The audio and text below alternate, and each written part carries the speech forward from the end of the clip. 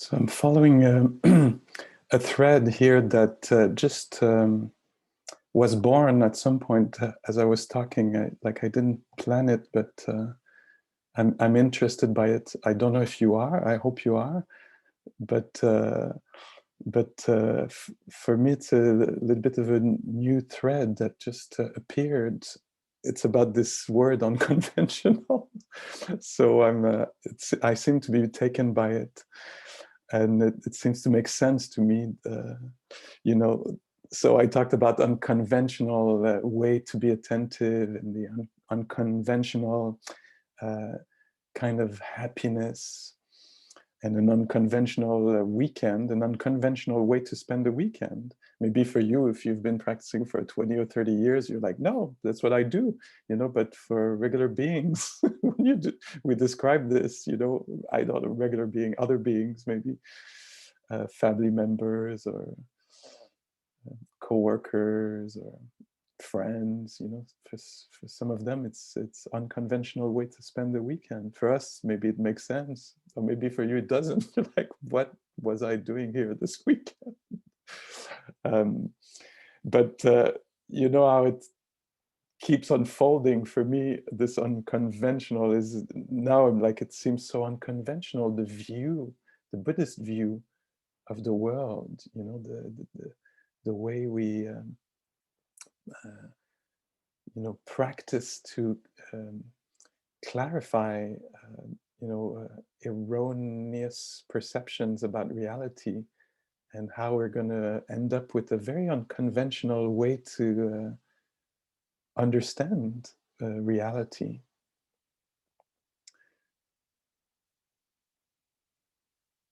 So, for example, this unconventional way of putting such an emphasis on ephemerality, the impermanent aspect of things, when it seems like the culture, is really into believing in the solidity and permanence of things. It's me who was here, who was here now, will be there later. It's the, my house, my, things. There's a lot of projection of permanence. Take any ad, maybe not on TV anymore. You might not be watching TV anymore, but on the side bar of any social media or any Google search you make, like there's this promise of permanence, like buy this bed and you'll be permanently at ease when you sleep, and get in that relationship, and you'll be permanently satisfied. And then we keep returning, so much so in the culture that, when something breaks, we're surprised. Either a relationship or a thing or somebody dies is unconceivable for most of us. I know it's very delicate what I'm talking about, but that somebody exists and suddenly doesn't exist anymore. Like, it's unconceivable for us, although it's been the story of human beings since the beginning of time and will remain like this. Like, we cannot conceive it for ourselves. We cannot conceive it for others, or maybe we can superficially. Yeah, I know, we will all pass. But when we actually learn that somebody doesn't exist anymore, I don't know if I can say it like this in English, but it escapes us. Does it make sense, this phrase in English? Yeah. Like, how is that even possible? Because we learned to perceive solidity and duration and permanence in things and people, and so we don't even know that we're projecting these false views on people and things. We don't know. We just think, no, that's how they are. They exist inherently, in a, essentially in an absolute way, and they exist. And I exist in this way too. We make solid, permanent. We're projecting this. on things that we're unaware of. We think that we're receiving this information, that we're seeing the truth. And the Buddha, you know, seemed to have been saying, hey, let's slow down and pay attention, because it's an open secret. You know, it's only covered by our lack of attention. It's only covered by our lack of questioning life. Going from assumption to assumption, you know, we end up in a world that is not the world. It's a made-up thing that is mind-boggling, um, and and mind-boggling, and I don't even have a word here.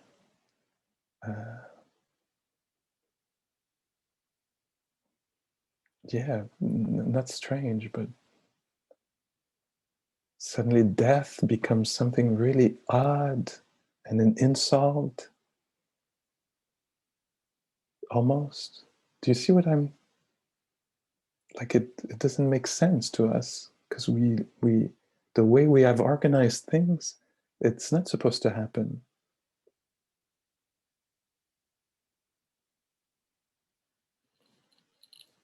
It might not be the case for you, but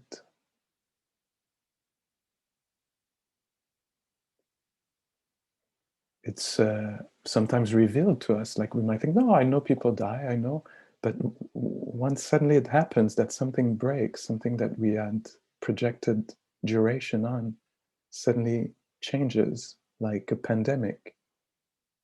Like, it's weird. Like, why would there be a pandemic? You know, like, we don't need this. It doesn't make sense.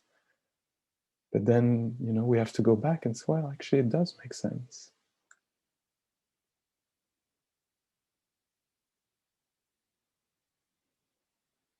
You know, democracy, for sure. There's only progress around democracy. It will never end. Well, so we thought 4 or 5 years ago. And now we're like, how is that even possible that people would choose? You know, I remember the debates. Let's take something far from us, Brazil. You know, when Bolsonaro was, you know, coming in before the elections, you know, and you could hear people. I remember hearing a conversation on radio, and people were saying, no, we don't want democracy. Like, it's much better for us when there's the army out there protecting us, you know. We don't want democracy. Because we put duration and solidity and permanence on things. And then we come to the Buddhist teachings, and suddenly there's this unconventional, conventional convention. I don't know how it sounds for you in English or in your history, but for me, it's, I come from the world of theater, and the world of theater exists only on conventions, meaning that we agree that Linda and I are brothers and sisters.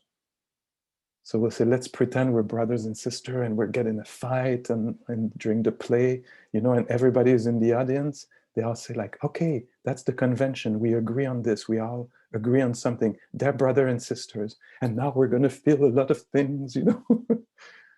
But it's just a convention. It's not reality. It's a made up story. And so here we get interested in unconventional reality, something that is not agreed upon and exists only because agreed upon, you know. So the Buddha brings us back in an unconventional way. Say, hey, you know, this thing about solidity and permanence, there's none of it. Not a thing is a thing.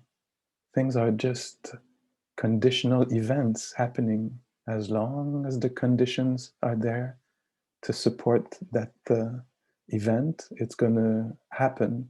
As soon as one condition will change and this event is not supported anymore in this way, it will, you know, crumble, vanish, change, disappear, morph, transform.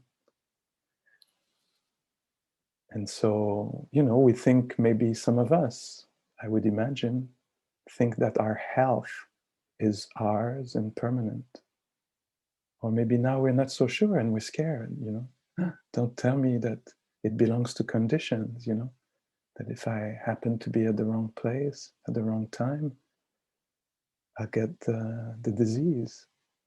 And if the conditions are such inside my body that I might have no symptoms, or that I might have a few, or that I might have a lot, or that I might end up in the hospital, and I don't have control over this. It's conditional. So it's not my health so much. So it's an insult. You're telling me about this pandemic, and I might get it and not this virus. And if I get it, I don't know exactly how the body will react to it. Yeah, because it's absolutely conditional to a bunch of things, most of them that we don't have control over. And if we want control, there's going to be a lot of anxiety because, it's going to fail. Maybe we might not get the virus, but control is going to fail because it doesn't work like this. Maybe we can contribute, we can put a lot of chances on our side, but still,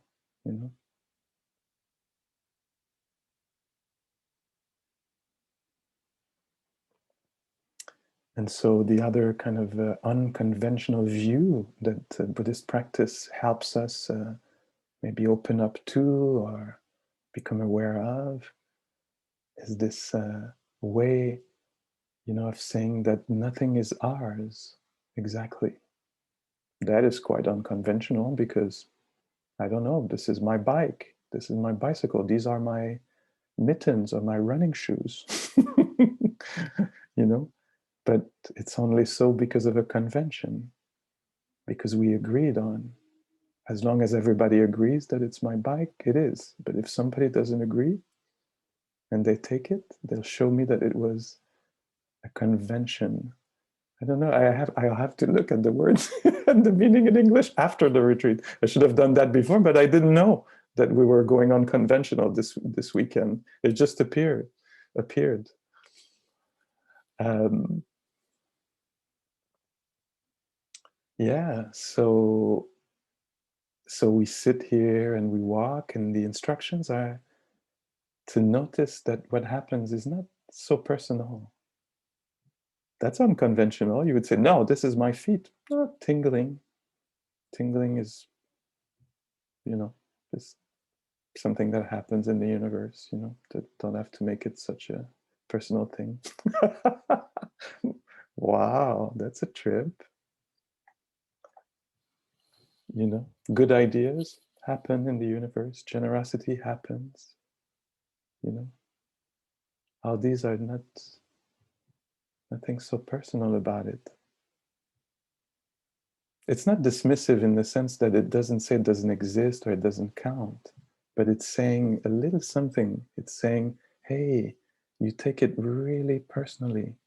You're so identified, or I am. I can easily put it in the I form here. It would fit. I am totally identified with ideas that I have. Not only am I identified thinking they're mine, but they all start with I, most of them. I think I should do this. I will do that. I prefer this. Completely engrossed in that kind of view of eyeing and mine, or not mine. I don't want it to be mine. It's not mine. I didn't do this. I didn't say that. Somebody else did, And then we come in the realm, the Buddhist realm, of like, it's just a view.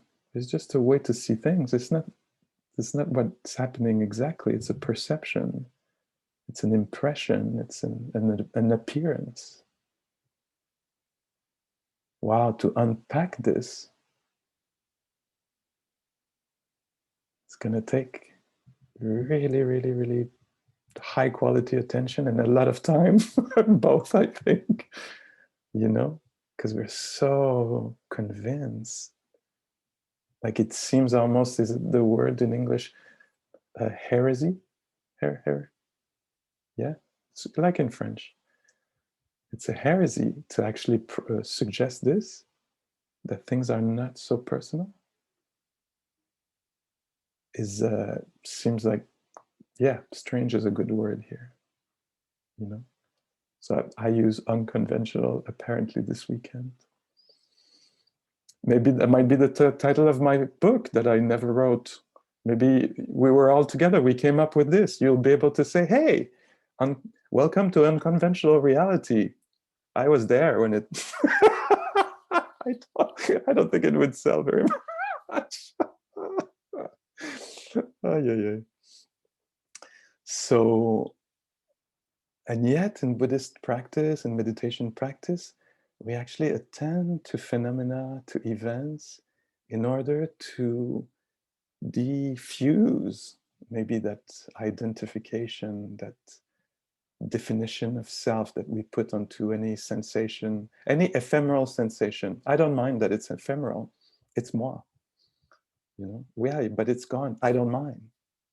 It's moi. Well, you seem to be still here, and that sensation is gone. Don't give me a Buddhist trip. So here we come close, and we get to see how these bits that appear and disappear and appear and disappear, opinions and preferences and sensations and moments of hearing and all this, and like, how did we get to create a reality where, you know, it seems so solid and compact and permanent and absolute, essential, inherent moi, with things that keeps falling apart all the time, appearing and disappearing due to conditions, you know.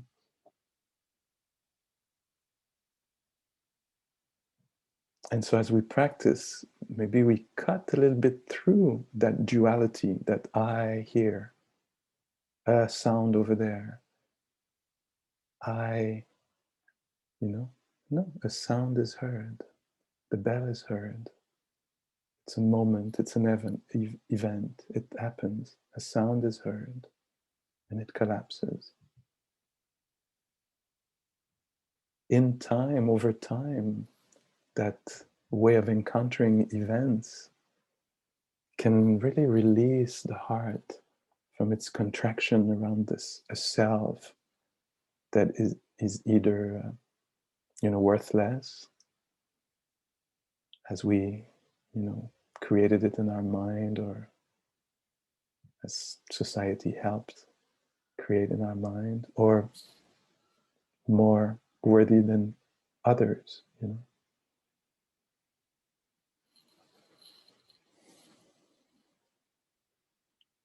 Very unconventional, isn't it?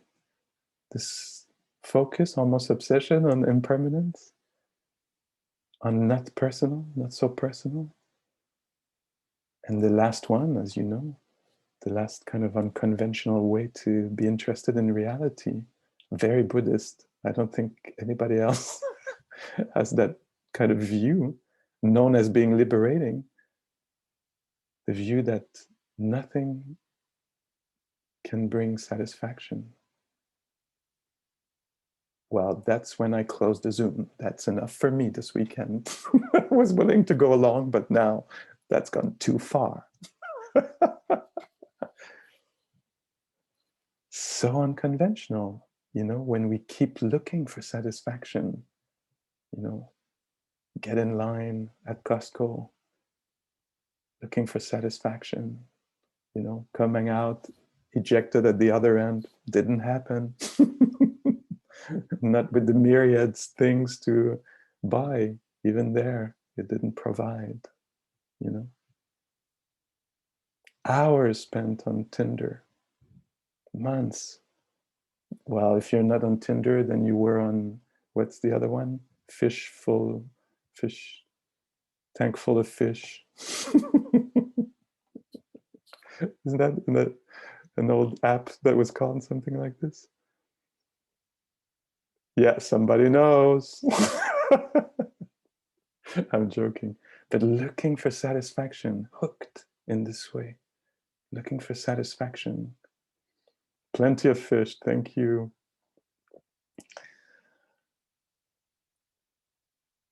Looking for satisfaction, projecting it, hoping for it, fearing it's not going to be there.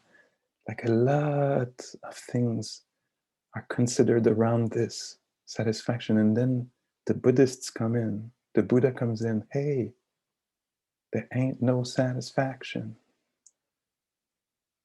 It's not possible with things that are ephemeral, conditional, unstable. Oh, what a worldview. And this would be wise, and this would be liberating.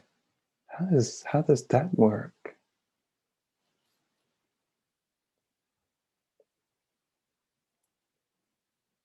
To release the heart from false hope, from being tensed around, will I get the satisfaction?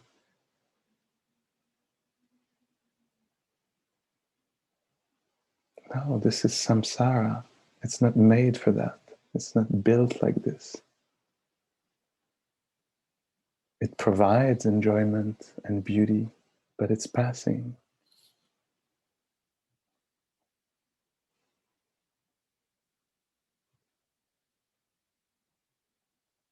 So it's not going to be in things or phenomena, events.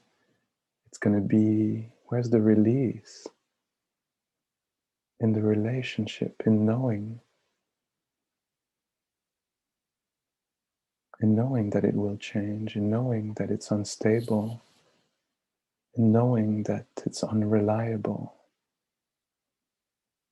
in knowing that it can be beautiful and will vanish. And can it be okay?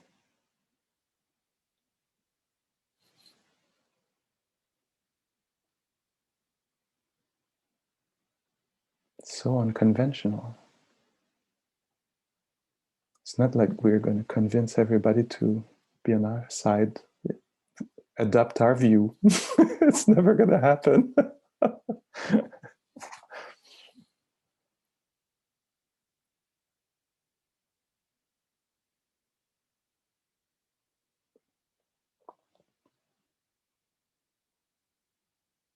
And yet, when things do break up, fall apart, and if there's a deep knowing of this, or even halfway deep knowing of this,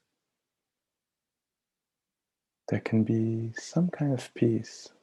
Yes, of course. Of course, it was not going to last forever. It couldn't. It was not a possibility, nor the health, nor the memory, nor the relationship, nor the good times, nor the success or easiness. Of course, it couldn't last.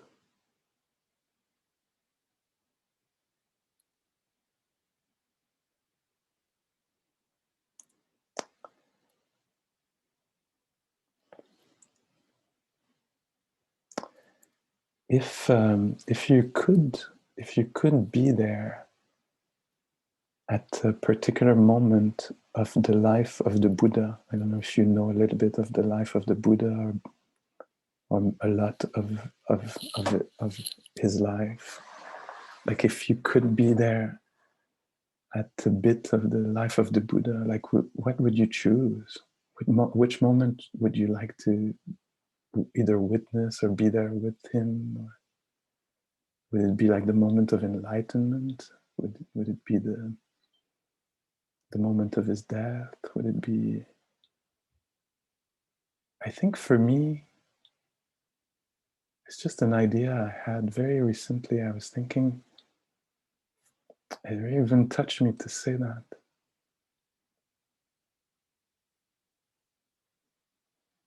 I think I would choose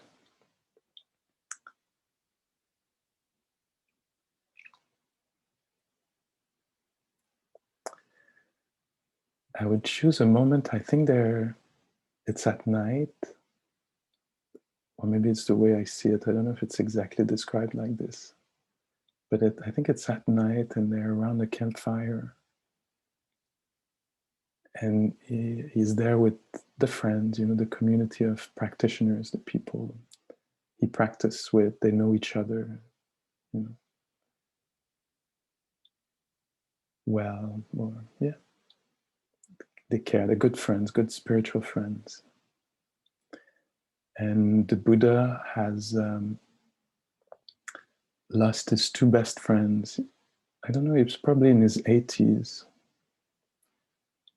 And he's lost his two best friends that he's been, traveling and practicing with and encountering regularly. Maybe he would go months without seeing them. They would be in different locations, but they would cross paths over decades, Good. They met when they were young.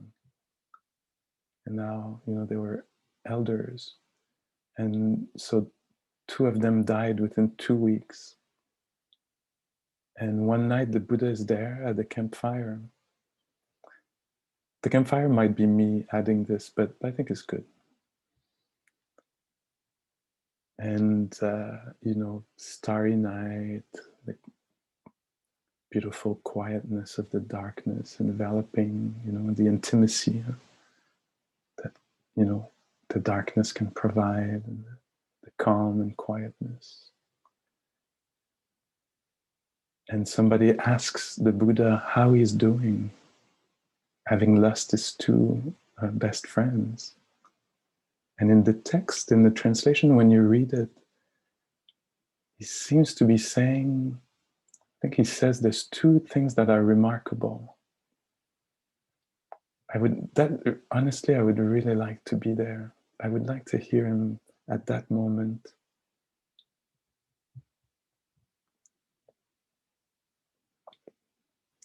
And he says, there's two things that are remarkable. The way I understand it, he says, it's remarkable that they existed, that I could know them.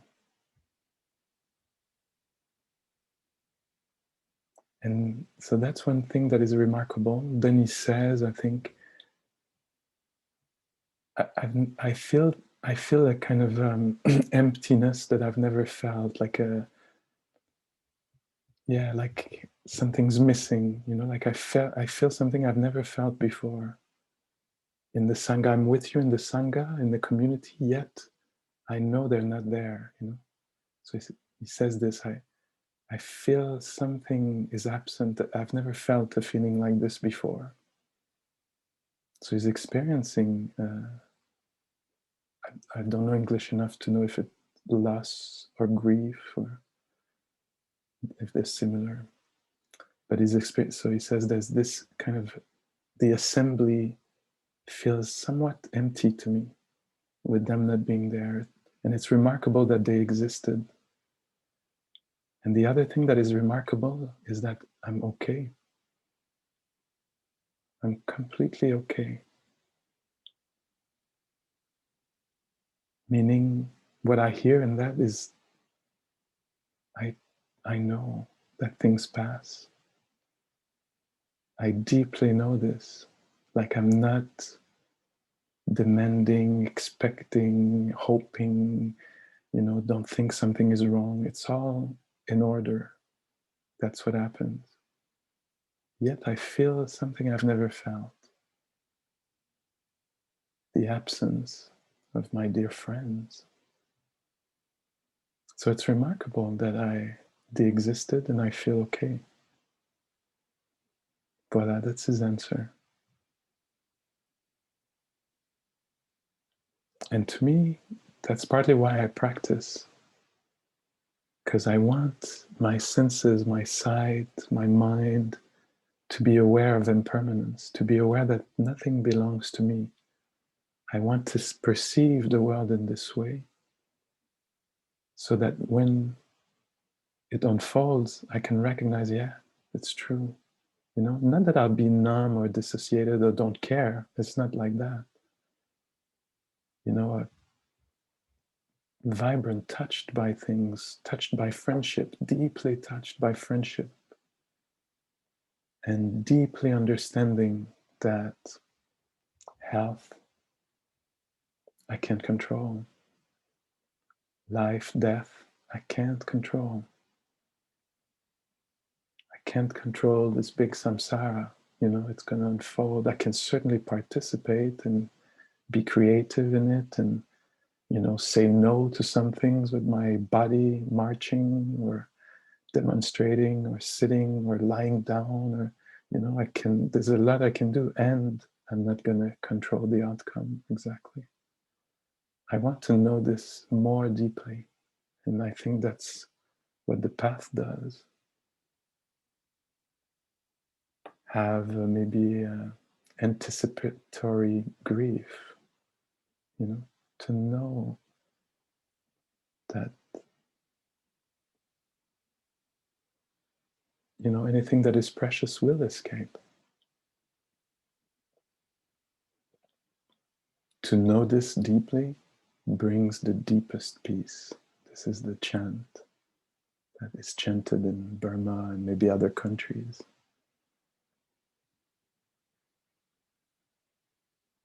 Knowing the impermanence, the ephemerality of things, their conditioned nature, that they appear when the conditions supportive for their appearance are gathered and they disappear when the supportive conditions are not there anymore. That's how President Trump appeared, supported by conditions.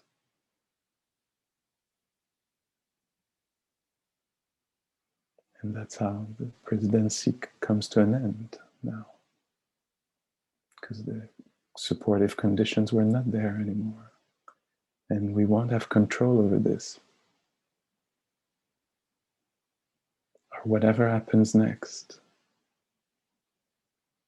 It's not that we won't do anything, we'll do everything, but without the mind that expect, demands, hope, you know, and the kind of the clinging mind.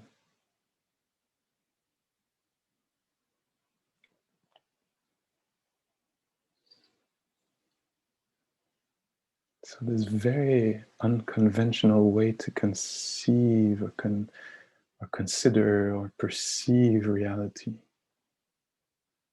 that is known to be much closer to reality than the way we perceive it in our delusion, confusion, ignorance are the words that are used, you know. When we perceive or project on things satisfaction, greed arises. It's very painful. I want this, I want to keep this at all cost. Will I be able to keep it? Very painful.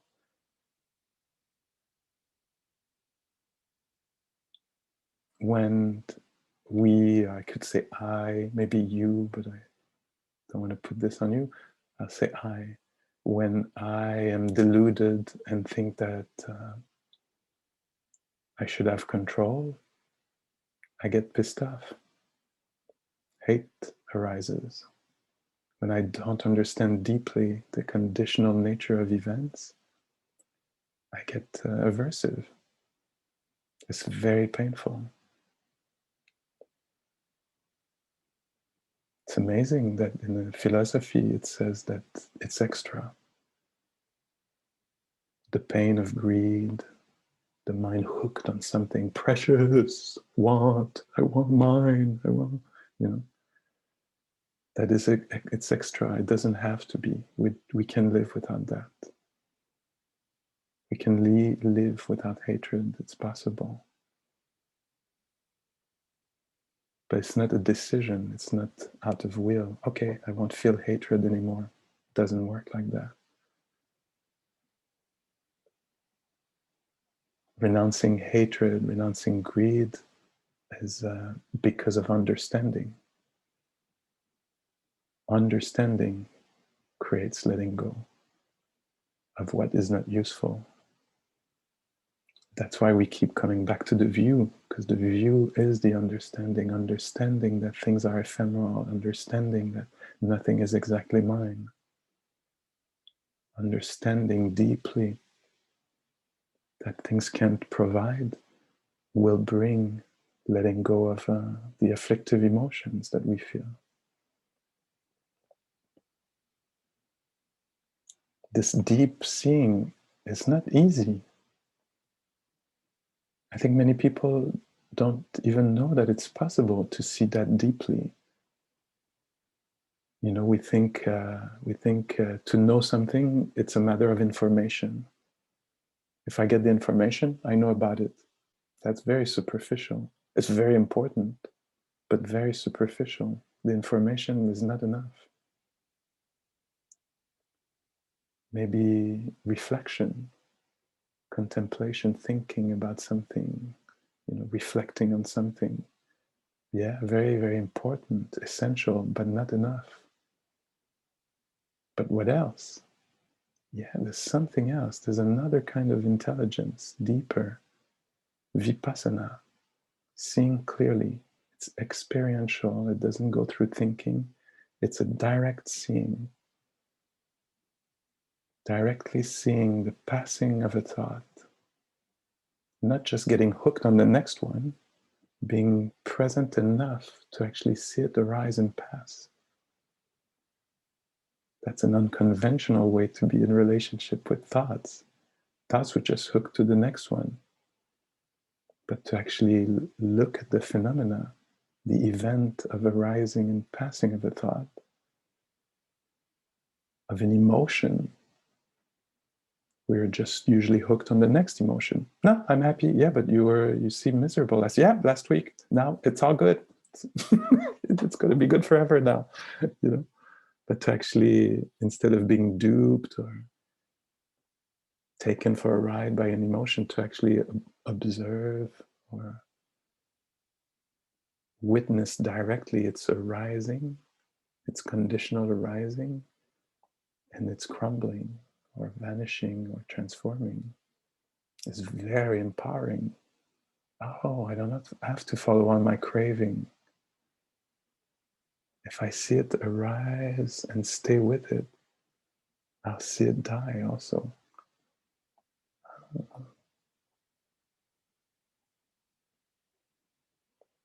So that's what we're doing. That's what we were doing here this weekend. Vipassana, seeing deeply. So it's underneath information, although there was some information, there is now. It's underneath thinking about, reflecting on. It's silent, it's attentive, and it gets to experience with a mind that is stable, an event, its arising, its birth, its life, and its death. Regularly, if not repeatedly, so that the view can start to change. You know, it's not the information that things are impermanent. It's not the thinking that things are impermanent. It's the having experienced it.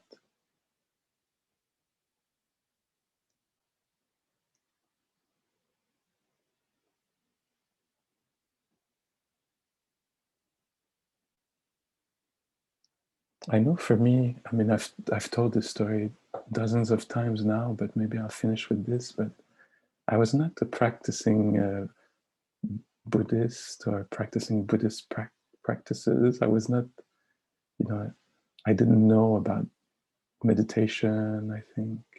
No, I didn't know about meditation or anything when 26 years ago, I think. I was in the doctor's office and the doctor told me, you know, your health is gone. Like I remember this moment was a moment of insight. It was a directly experiencing something that seemed solid and permanent, collapsing. Even in my, I don't know how it works, I'm not a psychologist or a psychiatrist, but in my memory, I was in a clinic that was on the 11th floor of a building. And my memory is that, you know, the building collapsed, that I was kind of floating in the air, like the whole big building vanished.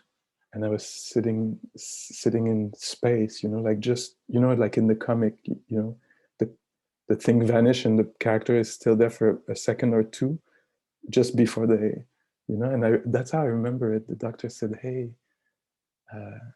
you have AIDS, you're HIV positive, not only HIV positive, but you don't have an immune system anymore. You know, like it, it's not pretty. Like it's gonna get. I just have a few impressions. I remember that the doctor, he was a young doctor, a dermatologist. I don't think he had gotten in dermatology for that kind of work. And I remember like he was not well. That was maybe I don't know. I don't think he had done this many times. I just remember like thinking about him, oh my God, this is really hard for him to do. And and something collapsed that seemed so solid, permanent, like it was not, it was gone. Youth and health was gone. And in a way, it was an insight. Like I was shown very clearly that something that looked permanent was not. It was just assumption. It was just a thought.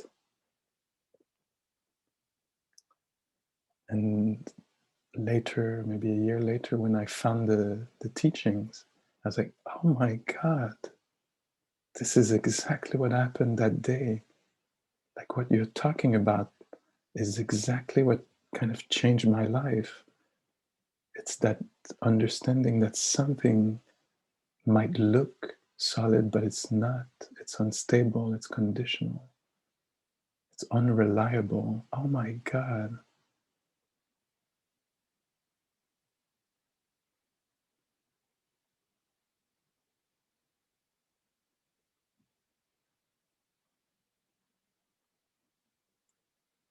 It's very intriguing. How do you live? Do you live with in an unstable world? Well, apparently we've succeeded up to now, you know. But no wonder, you know, we're confused and having mental health issues, and it's I would never put this on anybody.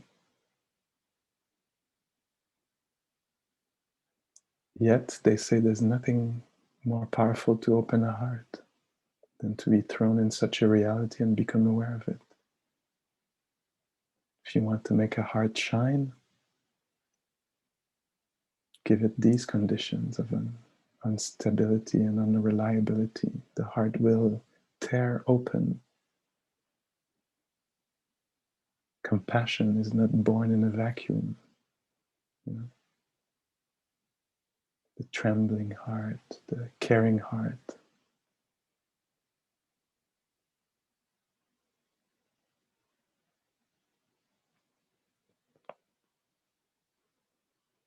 And the amazing possibility of joy.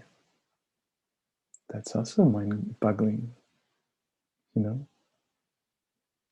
But there you see thousands of ways that the mind can rejoice when suddenly appears all these little snow people, you know, things being conditional and unstable and unreliable. Suddenly you get tons of wet snow falling on the ground.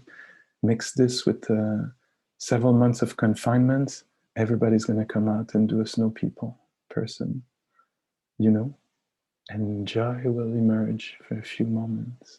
Wow, look at that. Or somebody will accompany somebody else. Or a friend of mine was going and did go to do the COVID test this week at the Jewish hospital here in Montreal, and she came back and she wrote to me. She said, Pascal, there was so much beauty in there. Like when I came in, there was a board, and somebody, I don't know if it's a nurse or somebody, had written on the board, I love you, gang, very Quebecois, you know, very I love you, gang, talking about, you know, the team they work together. And then she said I was everybody was so sweet in there. And then she ended up with a young doctor, and she was like, oh, you must be exhausted, and I feel for you. And she said the young doctor was saying like, hey, I do exactly what I want to do. And so that's the samsara, you know, the defective world with pandemics and all this, and the possibility to create beauty, to to be generous, to be compassionate, to assist, accompany, to forgive, to set boundaries, all these opportunities to say no, to stand up, to change things inside at the societal level.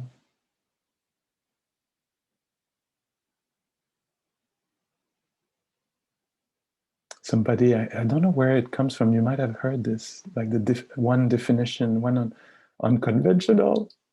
Okay, I'm stopping, that's the last time today. There's just a few minutes left. Definition of nirvana. Nirvana, what is nirvana? Appropriate response. So beautiful. What is freedom? What is beauty? What is happiness? Appropriate response to what is happening inside the relationship, inside oneself, inside the community, inside on the planet, on the suffering planet. Appropriate response. That's a particular kind of aesthetic, huh? The beauty of the response.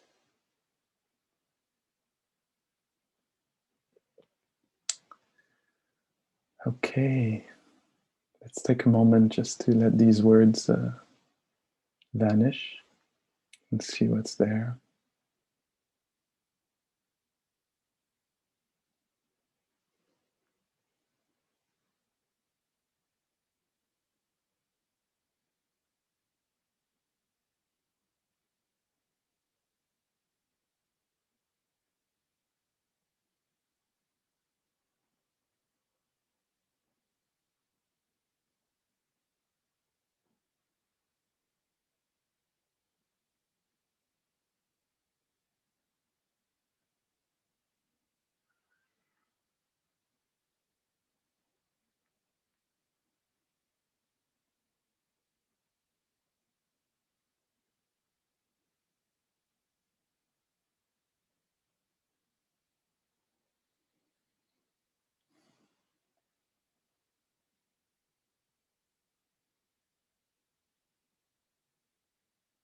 May all beings' heart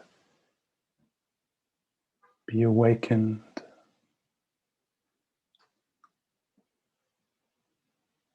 May all hearts experience discernment and wisdom so that they can shine freely and offer protection to all beings. May the beings of the past, the beings of the present, and the beings of the future benefit from our cultivation of wisdom this weekend. No one excluded.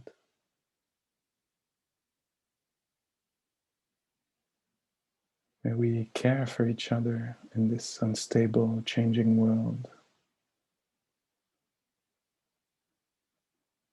May we care for each other, understanding we're all sensitive.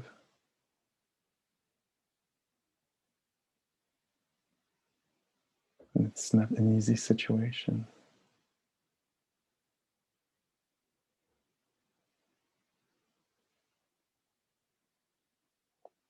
And may we go in peace as we gathered in peace and practiced in peace.